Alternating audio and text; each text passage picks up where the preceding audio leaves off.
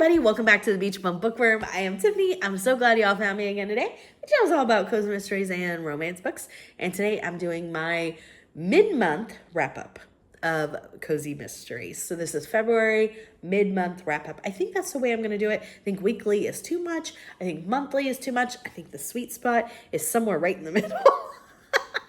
I'm going to try that. That's what we're going with today. I don't have a whole lot because it's only mid-month, and I really have been reading quite a few romances. So those will all be at the just one wrap-up at the end of the month. So let's get to these. We're talking Cozy Mystery February mid-month wrap-up in 3, 2, 1, go!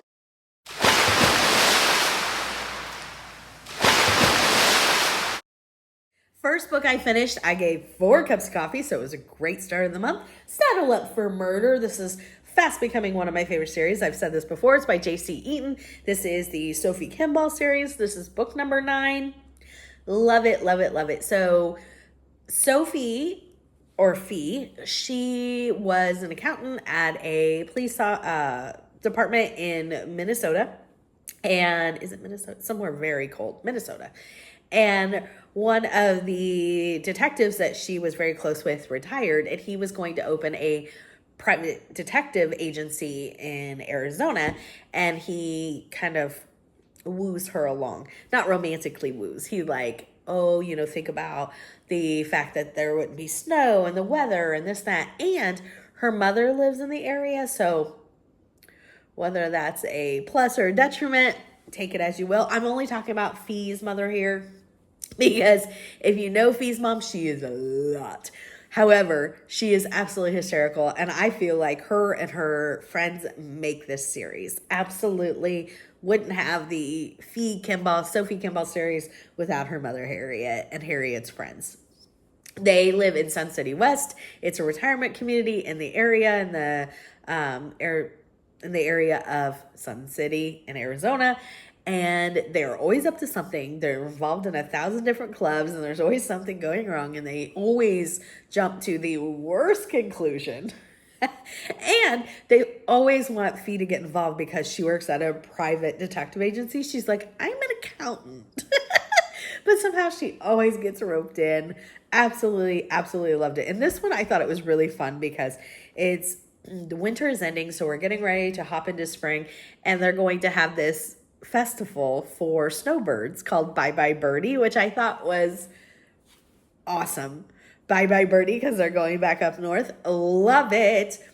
And there is this place where they're going to have the festival, and there was a woman killed in the library tower, and they wouldn't be able to have their festival. She was thrown. She went there to exercise and go up the steps. There was a big library tower, and she was thrown down the stairs. So they might not be able to have their Bye Bye Birdie festival. So Harriet, Fee's mom, is freaking out, and she's gonna get a extra plug for her and her other stuff that she does, because it's a magazine that's going to come and do an article about the Bye Bye Birdie Festival or something like that. So Harriet's really invested in Fee figuring out what happened, and Fee's really invested because then her mother will give her a break. Really, really, really, really love this series. It's so, so much fun. Next up is the Haley Powell series. Really, really enjoy this one. I read number 16, Death of a Clam Digger. This is by Lee Hollis. I'm officially caught up on this series. Excellent. I think I gave it 4 cups of coffee. I really always enjoy these installments. Haley, although things have changed a little bit, Haley worked for Island Times, and she did a newspaper column, and she wrote this newspaper column that involved cocktails and appetizer recipes, and she'd always give a story. She still does this, but she also has a new business venture too that revolves around food. So in this one, her best friend Mona, who we've known for a long time, Mona and her family have an ongoing war because they own is it lobster or crab? Maybe by the time, or clam, maybe the clam business. They own something like that business, clam, lobster, maybe all three. It's a surf war with another family in town, but the two kids from those families have fallen in love. So we got a Romeo and Juliet situation going on, Mona's son and the family rival's daughter. And Mona kind of realizes that that's just her son's just in love with this woman, and she's going to be with her he's going to be with her regardless. So she needs to make it work because, it's just what you have to do sometimes. And the father from the other family is like, no way. But he also had thought to be dying from medical stuff. So he, there's that. Well, he does die. And at first everybody thinks, well, because he was in such ill health. And then we kind of slowly find out much more about what is going on. 4 cups of coffee. Really enjoyed it. It was a fun read. Next up, I read The Key to Murder. This is the first book in the French Quarter Cozy Mystery series by Jen Pitts. The author, Jen Pitts, sent this to me. Thank you so much. Really enjoyed it. I gave it 3 cups of coffee. I definitely will be continuing it. Our main character, Samantha, has moved to New Orleans. So Samantha was adopted, and she doesn't know a lot about her past. She was displaced and found after a hurricane. She was alone. And so she eventually was adopted and grew up in a great family, but wants to know about her origin and her birth family and all that stuff. So she moves back to New Orleans, and she rents this apartment, and we get to know all the people in the building.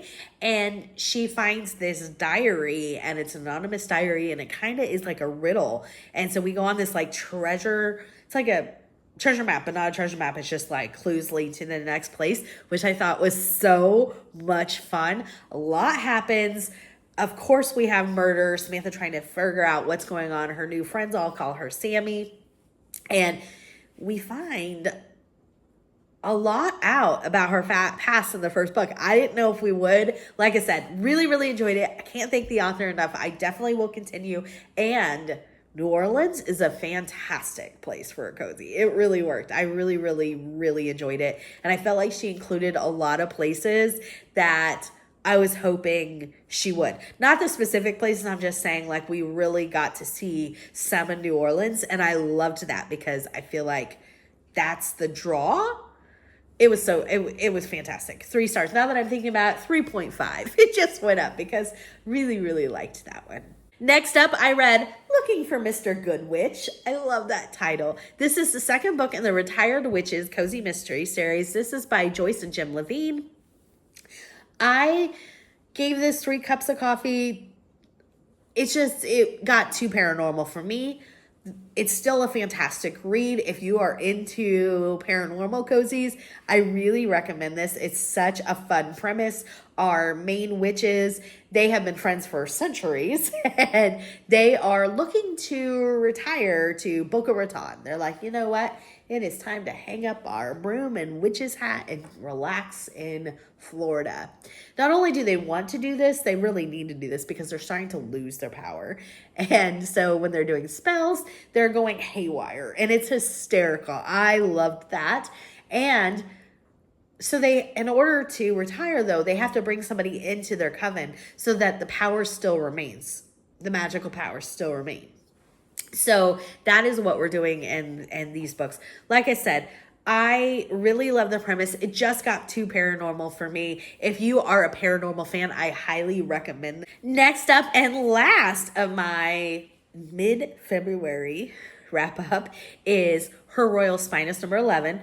This one's called On Her Majesty's Frightfully Secret Service. That's a tongue twister for me.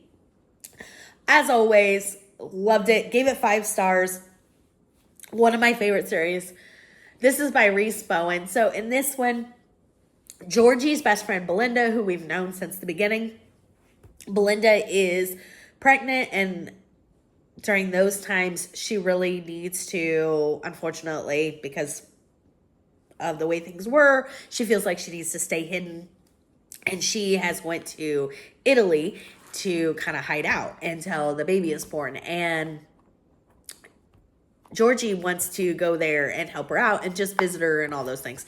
But she doesn't have a way of doing so until the Royal Highness requests Georgie to come to the castle. And she says, hey, there's going to be this party at this villa in Italy. And the Prince of Wales and his girlfriend are going to be there. They want to get married. However, his girlfriend has a divorce or is getting a divorce. And of course, during that time, that was not allowed.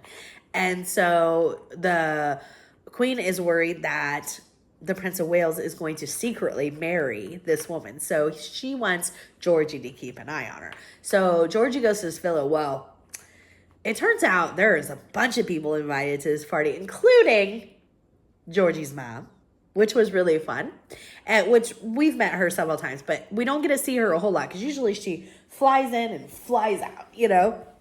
And we got to see more of her in this book. And also, there's a guy who Georgie meets on the train. He is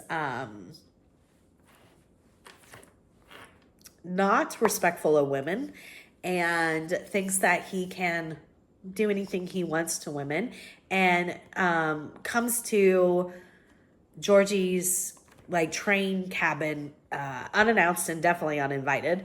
And then he ends up at the same party as well.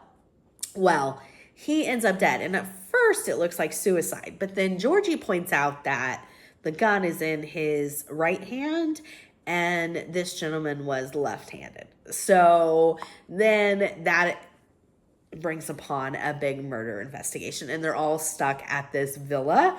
And I really, really, really enjoyed it. Gave it 5 cups of coffee. This by far is one of the best narrated series that I've listened to. The narrator is fantastic. I can't recommend her enough. I'd like to know what you've read so far in February. What has been your favorite so far in February? And since it's February, I know Valentine's Day is past, but give me your favorite Valentine emoji if you've gotten this far. Give me a big thumbs up for this video. And until next time, may all your future reads be 5 stars. Bye, everybody.